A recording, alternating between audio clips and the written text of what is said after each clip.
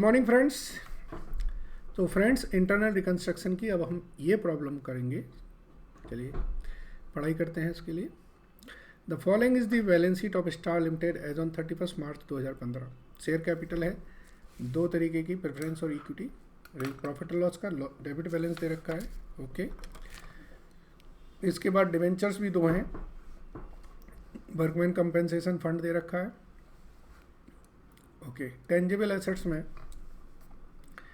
दो जगह की लोकेशन की टेंजिबल एसेट्स हैं, इन्वेस्टमेंट है, करंट एसेट्स हैं। चलिए, a reconstruction scheme was prepared and duly approved. The salient feature of the scheme were as under. क्या?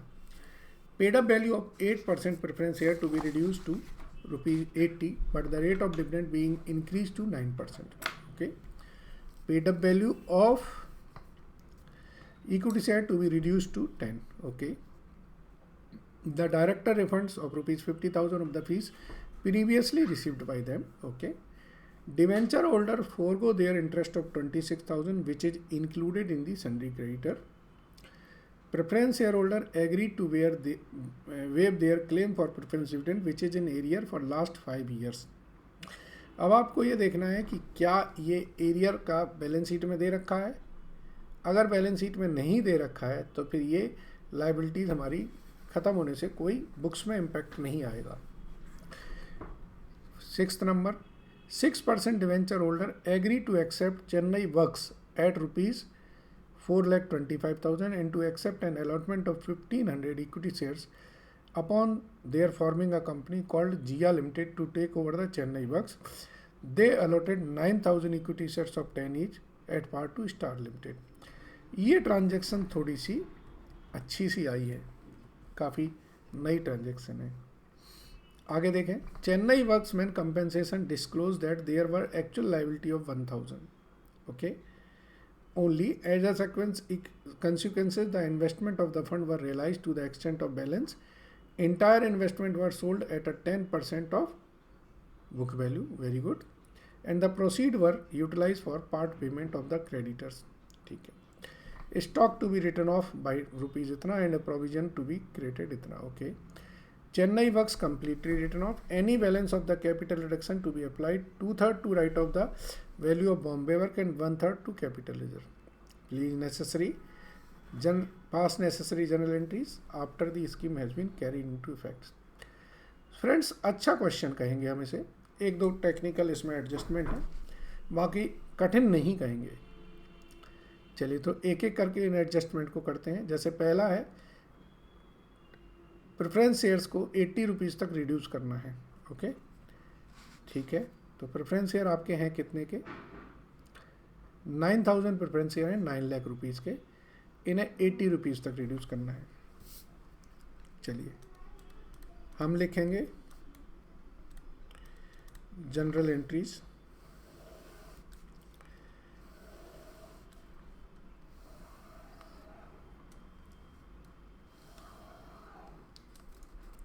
Okay, general entries number 1,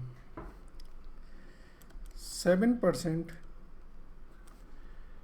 preference share capital ₹100 की है जो, तो 9 लाख रुपए। 2 करेंगे 7% प्रेफरेंस शेयर कैपिटल ₹80 में, और 2 capital reduction account 1,80,000। Yes. Number 2, equity share capital को कितना करना है? इक्विटी शेयर कैपिटल को ₹10 का करना है। Okay, so equity share capital ₹100 account debit to equity share capital ₹10 account to capital reduction। ठीक है, तो ये 10 लाख होगा, ये 1 लाख, और ये 9 लाख रुपए। तीसरा, डायरेक्टर ने जो 50,000 रुपये लिए थे वो वापस कर दिए। थर्ड एडजस्टमेंट, तो bank account debit to capital reduction 50,000 रुपये, being director fees received back. Number 4, इन्होंने कहा कि जो ट्रेड पे बिल का है हमारा 26,000 रुपये, वो उन्होंने छोड़ दिया है। ट्रेड पेबल यानी कि वो हमारे ट्रेड पेबल में इंक्लूड है 26,000 रुपये। ठीक है, तो ट्रेड पेबल को डेबिट करेंगे। ये इंटरेस्ट ऑन डिवेंचर है टू कैपिटल रिडक्शन 26,000 रुपये। ठीक है, चलिए इसके बाद अब देखें 5वें नंबर का एडजस्टमेंट। प्रेफरेंस शेयर होल्डर ने जो वेव किए उसकी कोई एंट्री नहीं होगी।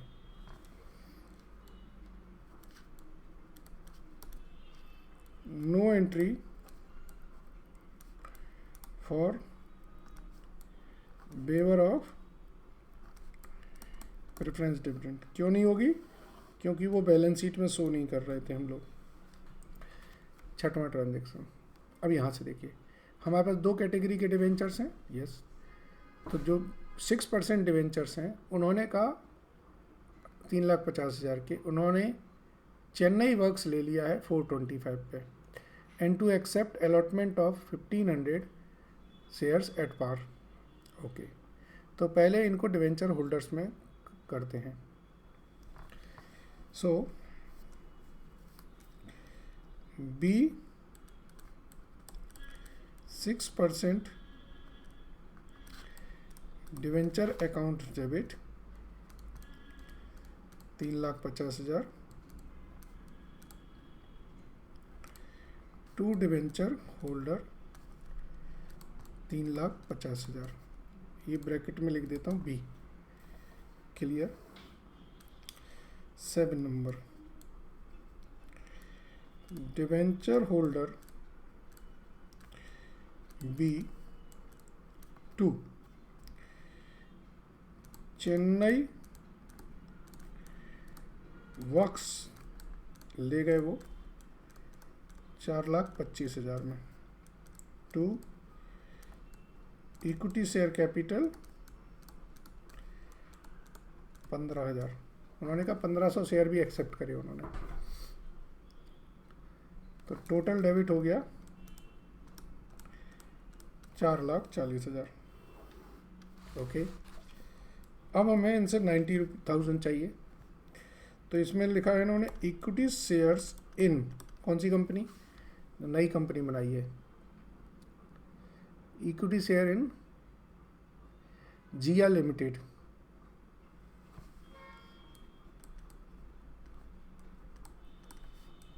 टू डिवेंचर होल्डर बी 90,000 के हमें शेयर मिल गए उनकी कंपनी में। ये ट्रांजैक्शन थोड़ा सा आप कंफ्यूज हो सकते हैं, तो इस पर ध्यान दीजिएगा। हमारे 3,50,000 रुपये देने थे, हमने उन्हें 4,40,000 रुपये दिए हैं। ठीक है जी, यस। चलिए आगे बढ़ते हैं। तो ये 6वां एडजस्टमेंट था, थोड़ा अच्छा एडजस्टमेंट है। अब 7th एडजस्टमेंट की बात करते हैं।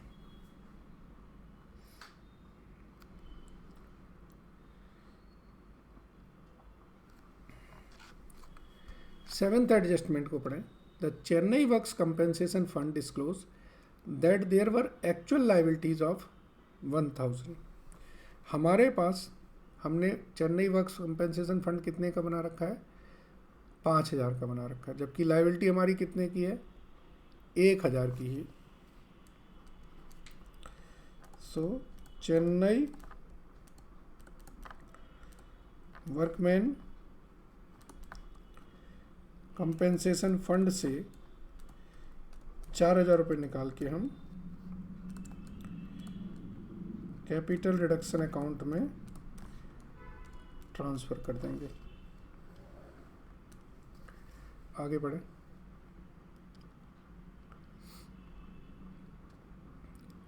इसके बाद जो इन्वेस्टमेंट था, as a consequences the investment of the funds are utilised to the extent of the balance. Okay, entire investment were sold at 10% of the book value and the proceeds were utilized for the part payment of the creditors.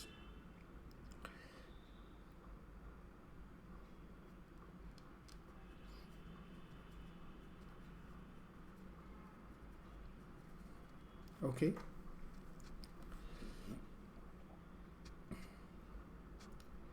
यहाँ पर देखिए, the investment of the funds were realise to the extent of the balance. ये line बहुत ही काम की line है।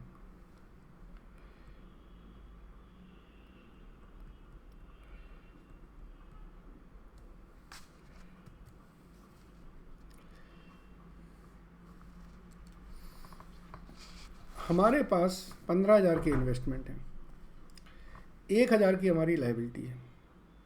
तो हम क्या करेंगे, जितने की लाइबिलिटी है उतने का तो फंड मेंटेन करेंगे। इन्वेस्टमेंट है 15,000 के,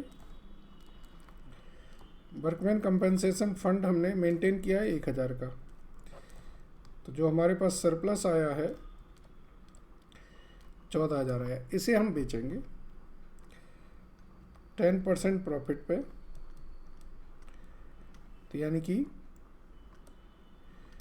बैंक अकाउंट डेबिट होगा 15,400 से।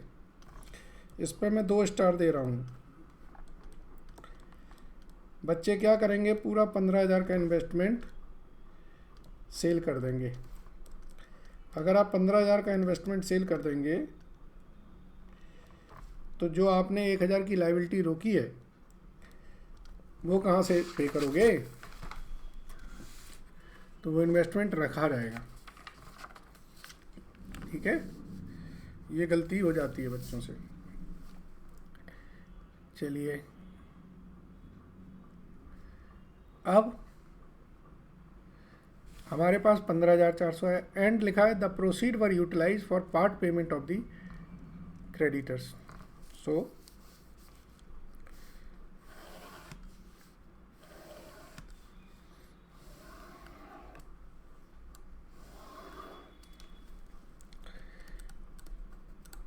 हमारे पास जो 15,400 आया, इससे हमने ट्रेड पेबल को पे कर दिया।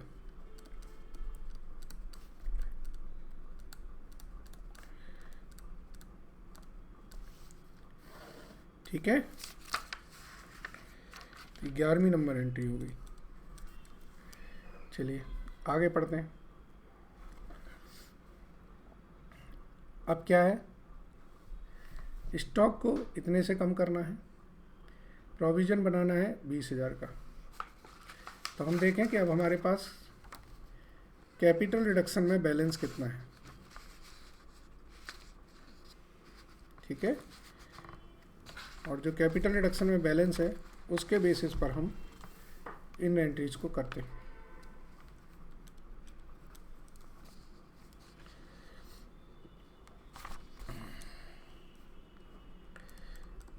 कैपिटल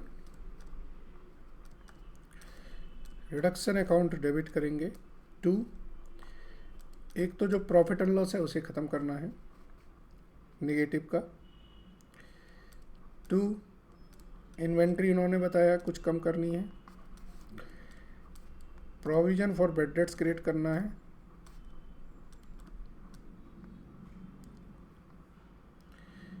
चेन्नई वर्क्स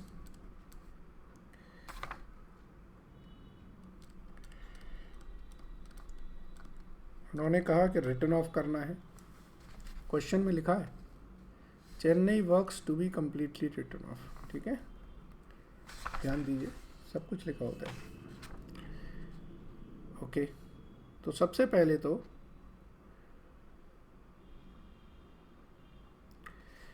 इनको करते हैं। तो ये हमारा प्रॉफिट एंड लॉस में अकाउंट है 2 लाख रुपए, इन्वेंट्रीज में हमारा 1,90,000 कम करना है, 20,000 का प्रोविजन क्रिएट करना है बैड डेट्स का, और चेन्नई वर्क्स बुक्स में हमारे था 7,75,000 का, 4,25,000 ये डिवेंचर ने ले लिए, तो ये 3,50,000 जो बचा वो यहाँ आ गया। इसका टोटल करें तो 3,50,000, 5,50,000, 7,50,000, 7,60,000। Now 13, this is very important क्योंकि ये पहली बार ऐसा आया है।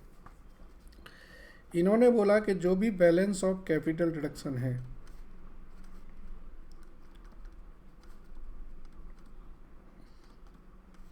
ठीक है, 2/3 तो बॉम्बे वर्क्स में जाएगा,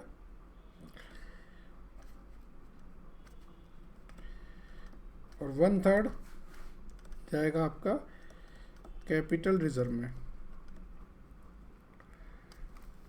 क्लियर है ना? तो अब आप देखें कि आपके पास कैपिटल रिडक्शन का बैलेंस कितना है।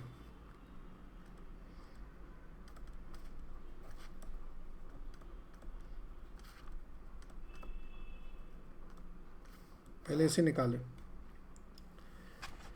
ठीक है, उसी से पता चलेगा। पहली एंट्री से आपको 1,80,000 आया, दूसरी एंट्री से 9 लाख, तीसरी एंट्री से 50,000 और चौथी एंट्री से 26,000। 4 एंट्रीज के पहले कैपिटल रिडक्शन लिख लो। 1,80,000, 9 लाख, 50,000, 26,000। फिर 5वीं एंट्री से कुछ नहीं, 6वीं एंट्री से कुछ नहीं, 7वीं से कुछ नहीं, 8वीं से कुछ नहीं, 9वीं से हमारे आए 4,000 और 10वीं से आए 1,400।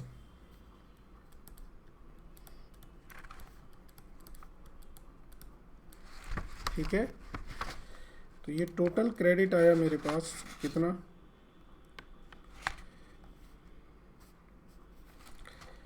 12वीं एंट्री से हमने यूज़ किया 7,60,000।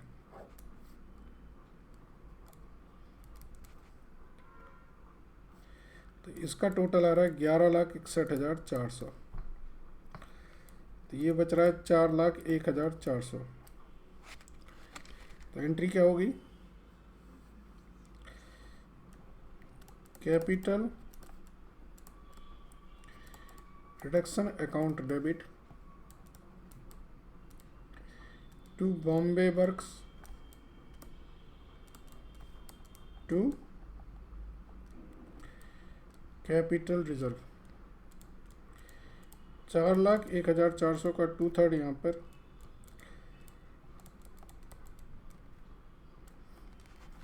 ठीक है, 2,67,600,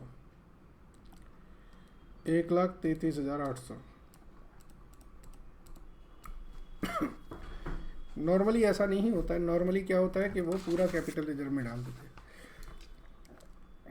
बट ये क्वेश्चन थोड़ा अच्छा है। 16 नंबर ऐसे तो देगा नहीं वो, तो कुछ तो दिमाग आपका यूज़ करेगा ना, क्यों? चलिए, अच्छा क्वेश्चन कहेंगे इसे। Thank you.